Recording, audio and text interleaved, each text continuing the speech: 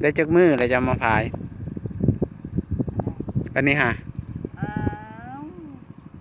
เขาขายตั้งแต่พ่อเขาหย่าพูดแล้วมันสัญญามอยู่ดิว่ะไผมาพายให้เอ้าอีตานั่นผัวอีบินก็ไทยให้ก็ไทยตะกร้าเลยโตโรโบจักนะท่านชาติก็ขึ้นไปเลยนะถ่ายขึ้นไปเลยนะคือปักงามๆเนี่ยนั่นนะเจ๋งเลย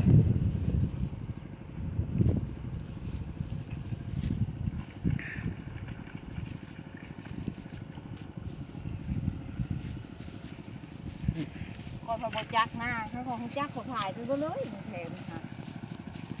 โอ้โหโลกมาเห็นอีกแล้ว